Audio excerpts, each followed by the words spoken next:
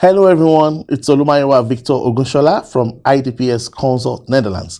iDPS means I Diagnose and Profile Solutions. Today we've got a very interesting topic for you because we talk about effective offboarding process.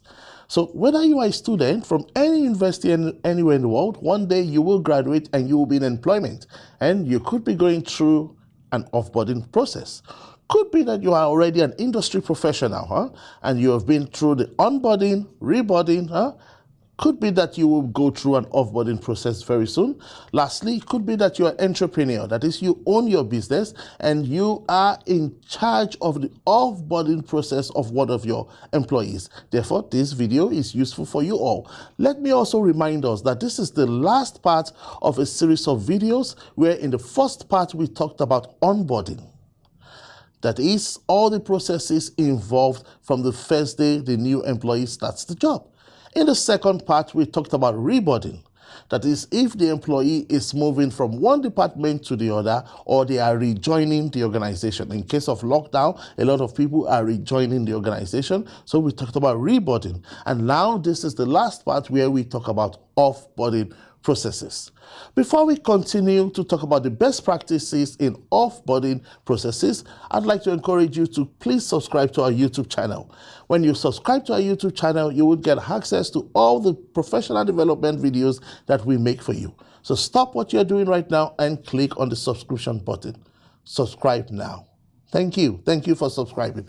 Now, if you also find this video interesting, please give it a thumbs up on YouTube by clicking the like button, or please make comments in the comment section on YouTube.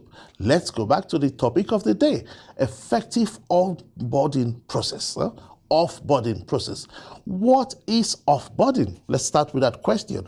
When we talk about offboarding, this is the voluntary or involuntary separation of an employee from the company that they work for permanently. So offboarding, it means that the employee is voluntarily leaving the organization or involuntarily leaving the organization that they work for permanently. That's what offboarding is about. So it's a separation process when an employee leaves the company. So I think we know what offboarding is now, yeah? Separation process when an employee leaves the company. They could leave the company voluntarily. I'm resigning, I'm going on my own. They could leave the company involuntarily, termination of contracts. So that is what an offboarding process is. What does it entail when we talk about offboarding? It entails transfer of knowledge. The exiting employee transfers knowledge to new employees or employees who are not new. They work for the organization, but they are taking over the role and responsibilities of the exiting employees. What does it entail? It also entails return of company property. The exiting employees returns company property, as we will find out later. What does it also entail? It entails an exiting interview. Yeah, an exit interview. You are leaving our company, we have a final interview for you, which is exiting interview. What does it entail? It entails various processes from departments such as the HR, Human Resource Department, such as the IT department, or the finance department. I should also say at this stage that the offboarding process is the final phase of the employee life cycle. Remember, the first phase starts with recruitment. If recruitment is successful, we have pre-boarding.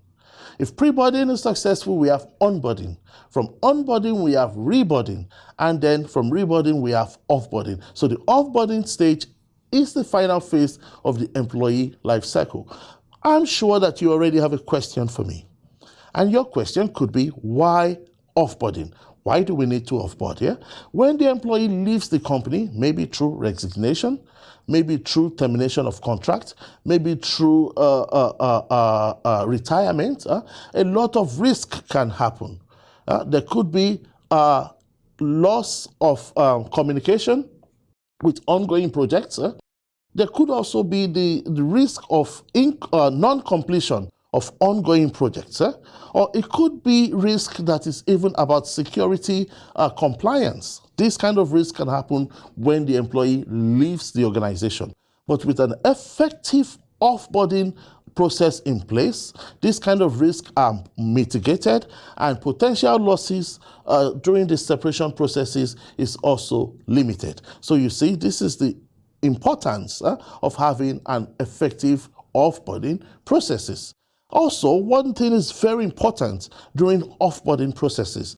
It is important that the HR department or the management staff responsible for the offboarding processes collect constructive feedback from the exiting employee about their experience in the organization as a whole, and they can use this feedback to improve the organization's culture, the way they do things around here. So the exiting employee says, this is what I like, this is what I think you guys can improve on, and they use this kind of feedback to improve on their own company culture.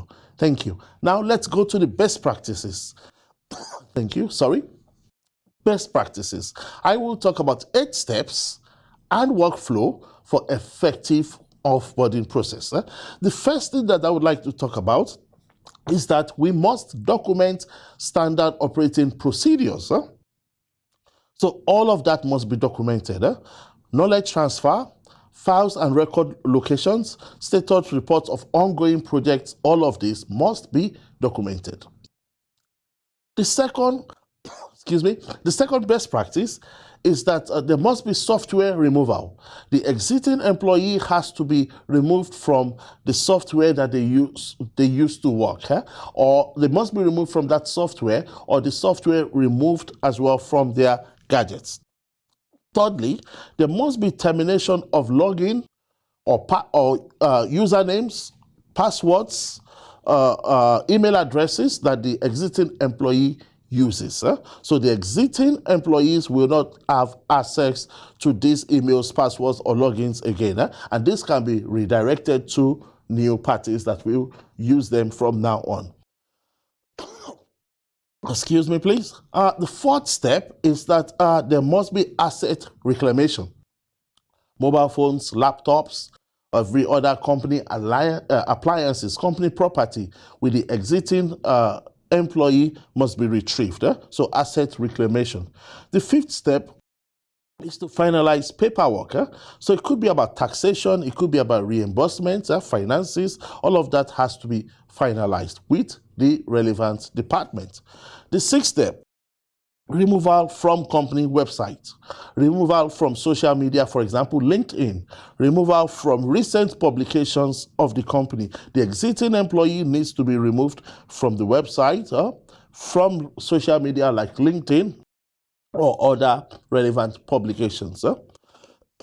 Then we talk about step 7, still talking about steps and workflow for effective offboarding processes. We talk about reclaiming or destroying sensitive items. It could be the ID card of the exiting employee. It could be the badge of the exiting employee. It could be access cards of the exiting employee. It could be the keys to the office or even parking tickets or parking cards. All of this needs to be retrieved and destroyed.